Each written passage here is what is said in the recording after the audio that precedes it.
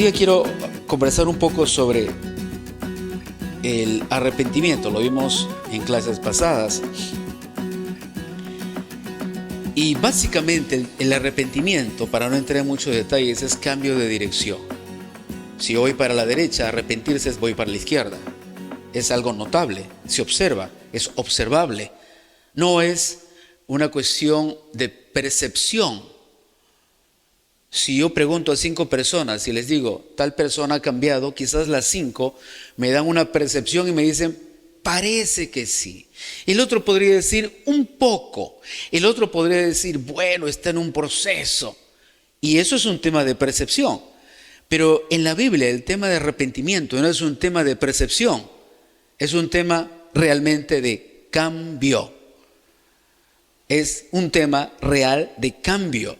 Tal es así que en Colosenses, no recuerdo, en los primeros capítulos, dice que fuimos trasladados del reino de las tinieblas al reino de la luz. ¿Me vas a decir que eso tomó un año? O sea, Dios se demoró un año en llevarte del reino de las tinieblas al reino de la luz. ¿O se demoró 20 años? ¿O fue un proceso? No, fue inmediato. Es de muerte a vida. Muerte a vida. Es un cambio radical. Entonces, cuando empezamos a entender la palabra, vemos que el tema de arrepentimiento es un tema radical y es un tema observable. No es un tema de percepción, es un tema observable. Quiere decir que todos coincidirán en lo mismo. Hubo un cambio. Hubo un cambio. En Lucas capítulo 13, del 1 al 5, vamos a leerlo, pueden verlo también en la pantalla. En este mismo tiempo estaban allí algunos que le contaban acerca de los galileos, estaba algunos con Jesús, que le contaban acerca de los galileos cuya sangre Pilato había mezclado con los sacrificios de ellos. Pilato no era una buena persona. Yo sé que solo presentan a Pilato lavándose las manos y parece un tipo buena gente, pero este era un asesino. Cuando lees las escrituras te das cuenta que era un hombre malo.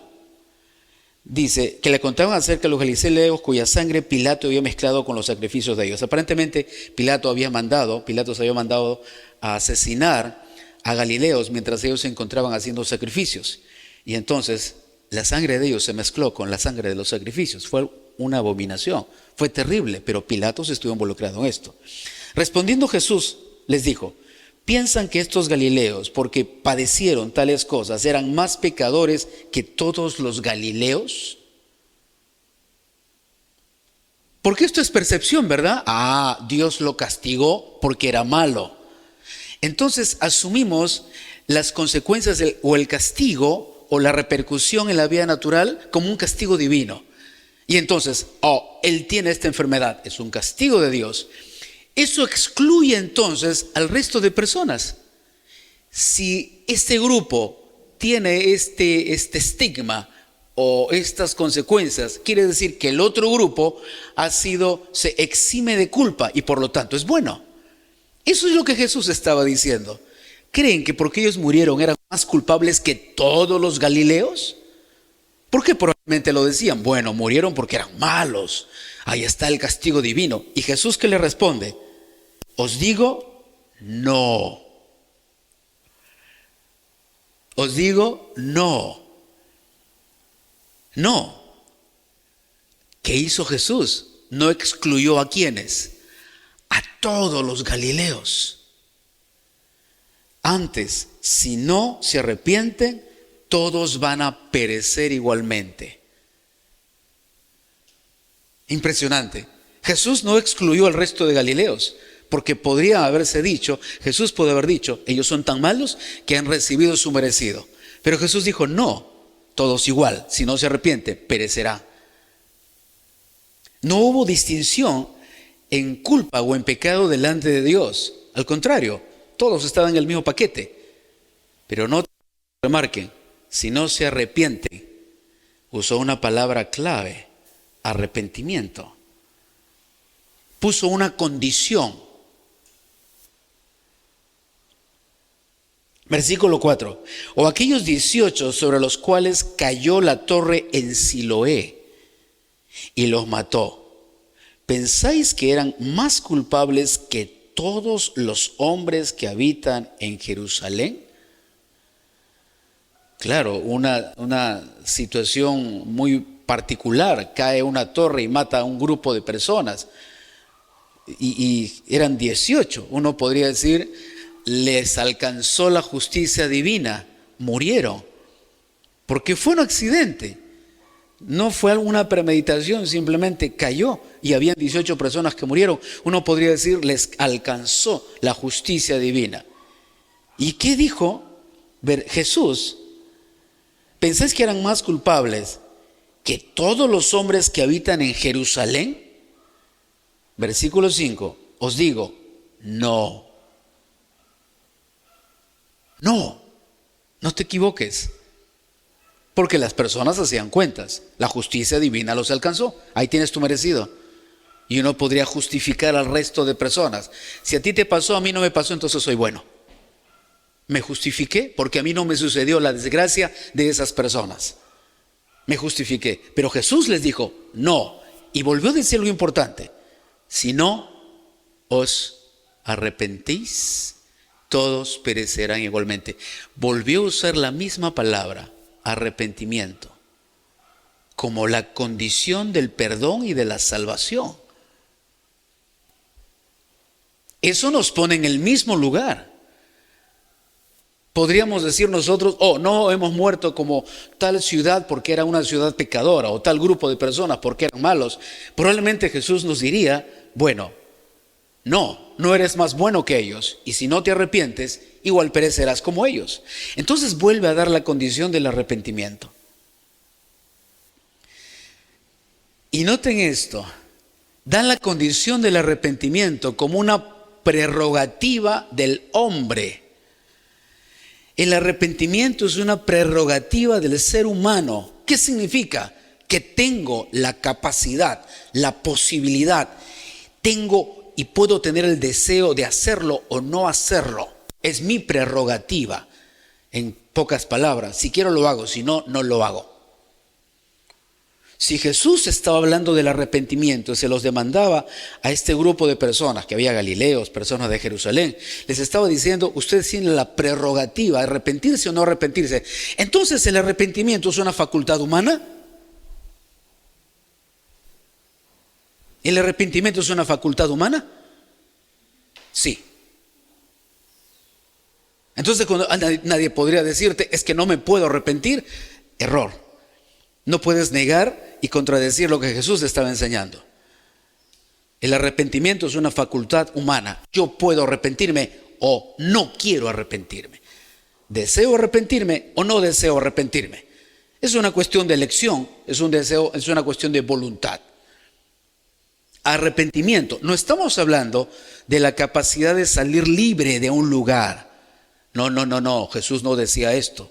Jesús no estaba diciendo, si te arrepientes te vas al cielo. Solo hablaba como la condición para acceder a Él.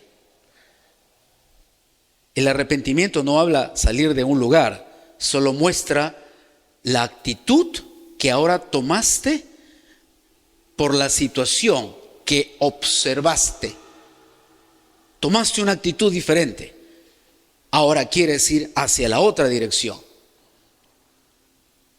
Quiere decir, vuelvo a repetir, que el arrepentimiento es una prerrogativa del hombre. El arrepentimiento es facultad del hombre. ¿Quiero arrepentirme o no quiero arrepentirme? Es mi facultad. Qué terrible. Qué profundo lo que Jesús enseñó. Y quiero que noten lo siguiente. En ningún momento Jesús les demandó que hagan buenas obras. En ningún momento Jesús les dijo sean buenos. En ningún momento Jesús les dijo sean empáticos con los demás. La llave para acceder a todo lo que venía siempre fue el arrepentimiento. El acceso, la llave para lo que viene siempre fue el arrepentimiento. ¿No ves que la demanda de Jesús sean buenas personas? Dejan de hacer lo malo, no maltraten a su familia, ¿no? El acceso que Jesús enseñó fue el arrepentimiento. ¿Puedo darme cuenta de la situación en la que me encuentro? ¿Cómo me puedo arrepentir? ¿Cómo me arrepiento? ¿Yo puedo tener el poder de observar la situación en la que me encuentro? Si yo pudiera hacer eso, entonces ¿por qué tendría que predicarte? Si yo tengo la facultad de observar mi condición como persona mala, culpable, en la condenación, lejos del poder de Dios, viviendo en tinieblas, si yo tengo esa facultad, entonces ¿para qué predicamos? ¿Habría necesidad de predicar? Porque te das cuenta quién eres y te arrepientes solo. Por eso en Romanos dice, ¿cómo irán si no hay quien les predique? ¿Han leído eso? ¿Cómo oirán? ¿Cómo sabrán si no hay quien les predique? A veces asumimos, escuchen, esto es maravilloso, no se lo pierdan. A veces asumimos que la gente sí se da cuenta de la condición en la que está. Y yo les digo, no se dan cuenta, no lo ven, no lo saben. Por eso es que la Biblia dice que hay un espíritu de estupor puesto en el corazón de las personas para que no puedan ver. Esa palabra estupor, traducido literalmente, significa falta de actividad intelectual. El intelecto no te da para más, no te funciona. Las personas no se dan cuenta. Por eso está la predicación de la palabra. Jesús estaba predicándoles a ellos. Entonces, después de la exposición de una verdad, después de exponer tu vida, después de exponer tu condición, ahora tienes la prerrogativa de arrepentirte o de no hacerlo. Vuelvo a repetir, el hombre tiene la facultad de arrepentirse o no arrepentirse, pero no me puedo arrepentir de algo que no considero malo. No me puedo arrepentir si no veo mi condición. No me puedo arrepentir si no observo quién soy. No me puedo arrepentir si no sé a dónde voy. ¿Cuál es mi vida? Entonces aquí aparece el evangelio, la predicación. Te muestro quién eres. Te muestro a ti y te muestro a Jesús como Salvador. Y te muestro al Padre como el juez en este momento. Te voy a mostrar cuál es tu sentencia. Voy a mostrar la condición en la que te encuentres. No te estoy condenando, solo estoy tomando un espejo y te estoy mostrando quién eres. En Romanos está, no recuerdo la cita, ¿verdad? ¿Cómo oirán si no hay quien les predique? ¿Y cómo predicarán si nadie va? O sea, alguien tiene que ir, alguien tiene que predicarles. Ahí donde dice, qué hermosos son los pies de aquellos que anuncian el evangelio de la paz. ¿Cómo puede alguien darse cuenta si nunca les has predicado? ¿O asumes que por ósmosis se va a dar cuenta de que es malo, de que está mal delante de Dios, de que vive en pecado, de que está condenado? ¿Crees que se van a dar cuenta? No se van a dar cuenta. Necesitas predicar de Jesús. Necesitas mostrarles con amor la condición en la que está. Sí, pues, lamentablemente, cuando tú les muestras el espejo, ellos se sienten culpables. Y al sentirse culpables, se sienten condenados. Pero no es que tú les condenes, solo les mostraste el espejo. Si yo le muestro el espejo a una persona que está desalineada y desarreglada, se va a ver muy mal. Y posiblemente me va a atacar y va a decirme, ¿por qué me mostraste el espejo? Me he visto horrible, me he visto muy mal. Pero yo solo utilicé un instrumento para mostrar quién eres y para que tú sepas, tú conozcas tu condición y tengas la prerrogativa de cambiar o no. Pero nos asusta, pues, nos da miedo, ¿no?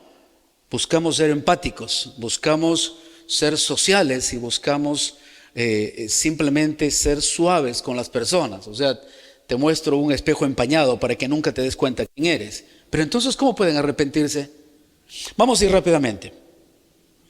El evangelio siempre demanda arrepentimiento. El evangelio siempre demanda arrepentimiento. Siempre ha demandado arrepentimiento. Tú puedes verlo desde el libro de Génesis hasta Apocalipsis. Siempre se demanda arrepentimiento del hombre. Pero no se puede no se puede demandar arrepentimiento sin mostrar la condición. ¿De qué me voy a arrepentir, pues? Si tú haces algo que según la Biblia es pecar y tú no sabes, tú jamás te arrepentirás de algo que consideras que es bueno para tu vida. Entonces tengo que mostrártelo con mucha paciencia, con mucho amor. Te lo tengo que enseñar. Este es mi llamado, es mi deber. ¿No dice la palabra que somos como atalayas? ¿O no ves el peligro? Yo sí veo el peligro, soy un atalaya y me anticipo las cosas que están por venir. Eso hace un atalaya. Un atalaya era como un vigía que estaba en una torre muy alta y podía observar a distancia la situación, lo que podía venir, las circunstancias, y él daba aviso a la ciudad, daba aviso al ejército, avisaba, está viniendo. No sé pues qué tan lejos podría mirar, pero él tenía esa capacidad y esa posibilidad. Y la palabra dice que somos como atalayas, mirando las situaciones que están por venir. ¿Y qué hacemos? ¿Nos quedamos con los brazos cruzados hasta que te caiga y luego cuando te cae diré, ay, pobre de ti? Eso no es amor. Eso no es amor. El Evangelio siempre demandó arrepentimiento. Mateo capítulo 4, verso 17. Vamos a darles algunos pasajes para que puedan ver. Hay muchos pasajes, pero les voy a dar algunos. Mateo capítulo 4, verso 17. Después que Jesús termina de ayunar los 40 días, dice que él fue a una región y allí empieza el ministerio. Capítulo 4, verso 17 de Mateo. Desde entonces Jesús comenzó a predicar y a decir, arrepentíos.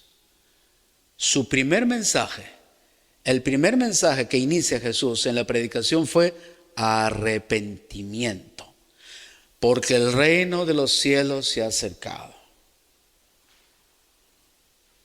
Sí, Jesús vino como Salvador, pero la predicación de ese Salvador fue arrepentimiento.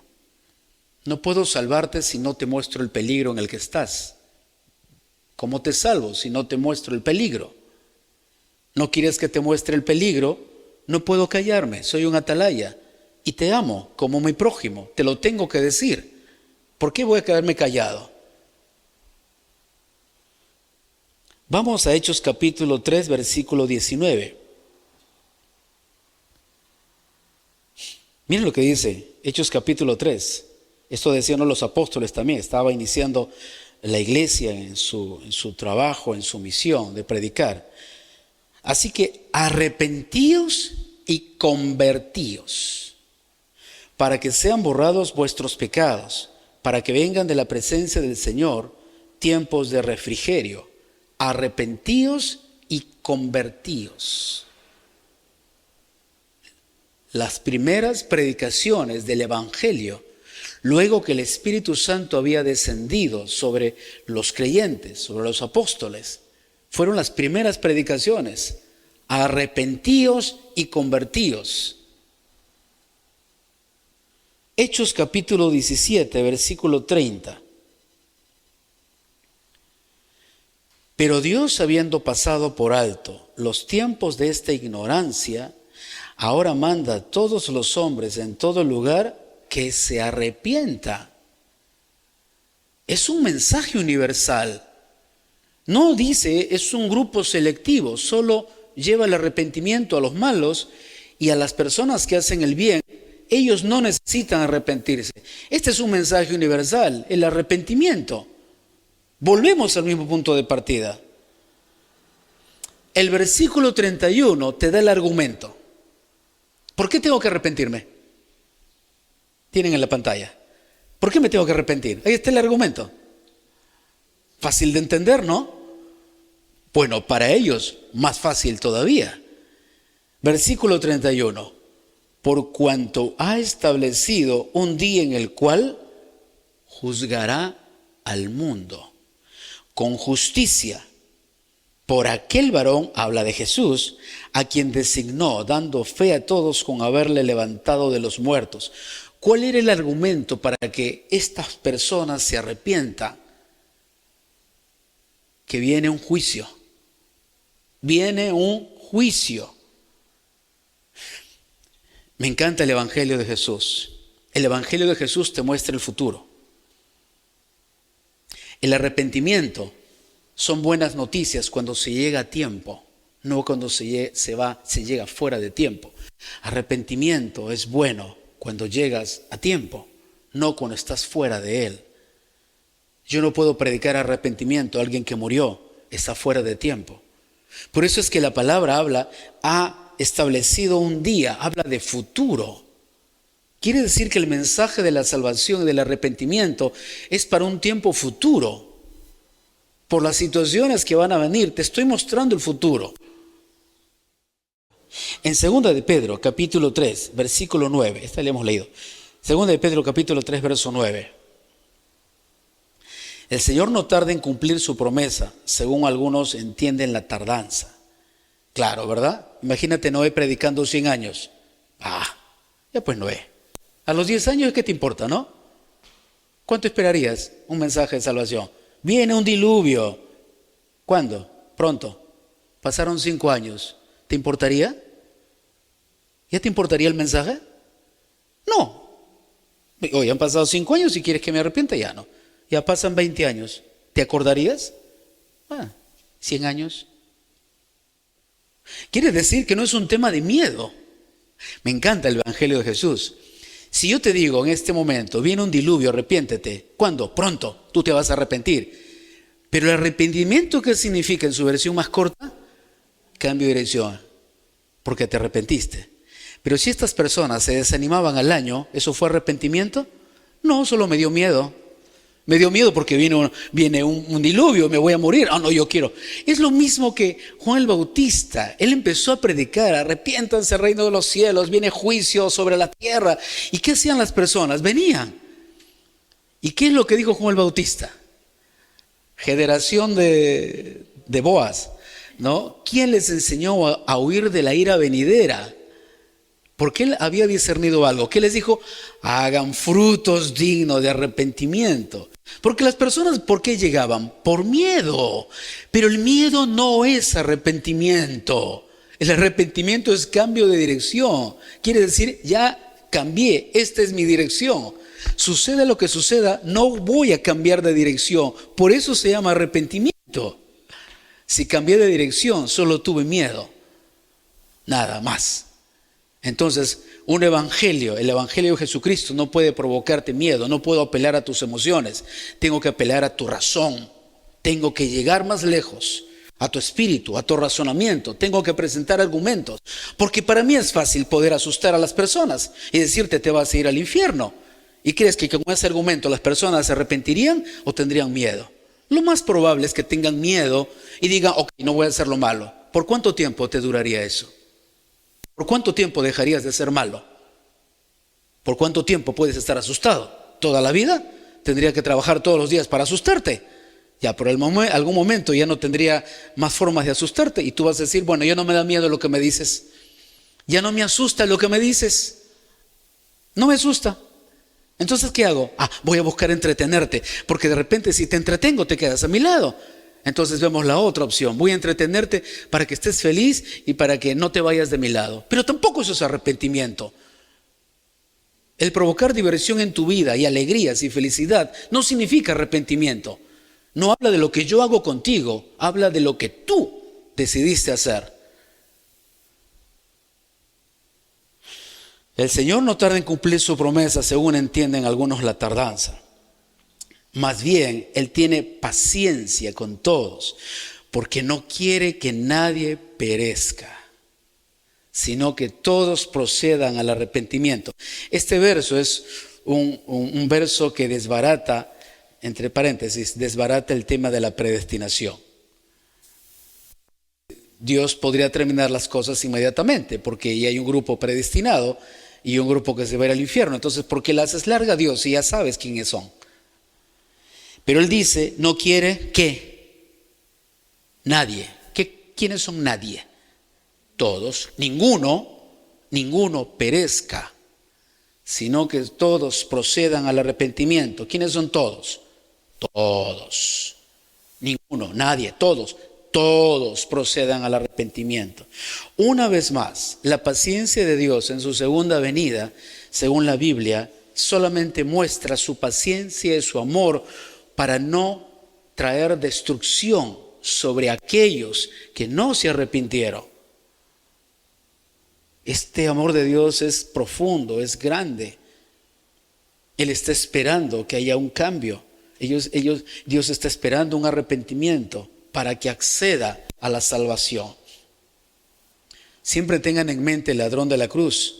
Esos dos ladrones, el ladrón que se arrepintió, se arrepiente y él estaba esperando la salvación de Jesús, porque le dice, acuérdate de mí.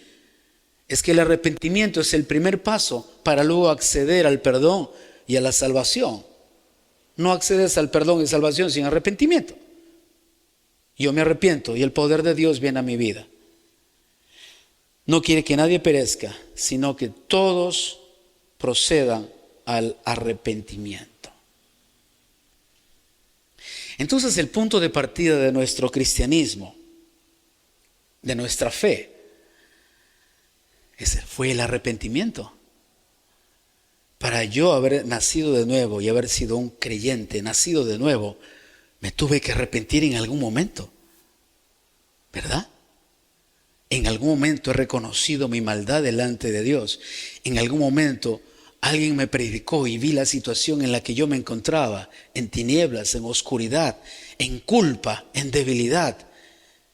Y me arrepentí, porque yo seguía esa conducta. Y clamé a Jesús para que me salve, y Él me salvó. Accedí a esa salvación porque alguien me predicó. Alguien me habló, alguien me mostró en dónde me encontraba. No puede haber nuevo nacimiento sin el arrepentimiento. No puedes arrepentirte si es que nadie te predica. ¿Y cómo pueden predicarte si no hay gente enviada? Necesitamos mostrar a cada creyente que es un atalaya para hablar a la vida de aquellos que aún no conocen a Jesús. Somos atalayas. No es, quizás no puede ser, tal vez no es la mejor profesión decirle a las personas en qué estado se encuentra. Yo no creo que sea una buena posición decirle a un médico, ¿sabe qué, señora? Usted tiene cáncer generalizado y se va a morir en un mes. Creo que a nadie le gustaría dar esa noticia. Pero en este caso no habla de tu muerte, habla de tu salvación, habla de esperanza. Te muestro en qué estado estás y esta es tu esperanza. Jesús como Salvador, como el que te puede perdonar y como el que te puede salvar. En un punto tuviste que haberte arrepentido para ser un creyente. No llegamos a ser cristianos solo porque me pareció algo bonito, porque las canciones son lindas, porque los programas son maravillosos, porque enseñan a mis hijos, porque salimos de paseo. No nos hicimos creyentes por esa razón. Yo no sigo a Jesús por esa razón. Yo sigo a Jesús porque Él me encontró y me salvó, pero para eso me tuve que haber arrepentido. Eso significa que tú no puedes ya hacer nada para cambiar mi dirección, porque decidí por Jesús. Hagas lo que hagas, no vas a cambiar mi dirección.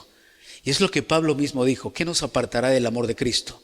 Tribulación, hambre, enfermedad, peligro, espada, destrucción. ¿Qué te puede apartar? Nada. Estás solo, se quemó tu casa, no importa. Nada me puede apartar del amor de Jesús. Fue mi elección. Él me amó, me perdonó, me sacó del lugar, del reino de la oscuridad y me llevó al reino de la luz. Algo que nadie podía haber hecho. Todos pudieron haberme aconsejado y darme palmaditas en el hombro, pero nadie tenía el poder de sacarme en el lugar donde yo me encontraba. Ese poder lo tiene Jesús. Y Jesús mismo lo enseñó. Nadie puede entrar en la casa de un hombre fuerte si primero no lo ata y luego saca todo lo que él pudo haber tomado. Jesús es más fuerte que cualquier poder de las tinieblas. Él pudo rescatarnos con brazo fuerte y puede rescatar a cualquier persona, pero necesitas predicarles de Jesús, necesitas mostrarles su situación. Necesitas mostrarles la verdad, por cuanto todos pecaron, están destituidos de la gloria de Dios. Cierra tus ojos, por favor. Señor, te damos gracias en este tiempo, en este lugar, por tu presencia, Señor. En algún momento nos arrepentimos, en algún momento alguien nos predicó, alguien oró por nosotros, alguien nos mostró nuestra situación. En algún momento fuimos a ti para ser rescatados. En algún momento levantamos nuestras manos y clamamos para que tú nos tomes y nos saques con tu mano poderosa. Y en este tiempo, Señor, te agradecemos porque lo hiciste. Cambiaste nuestra naturaleza. Nos hiciste tus hijos a través de tu Espíritu. Cambiaste nuestro lamento en baile. Y no vamos a regresar al mundo de la oscuridad, ni al mundo de la tristeza, ni al mundo del dolor, ni al mundo del ser víctima, porque ahora somos más que vencedores. Transformaste nuestro futuro.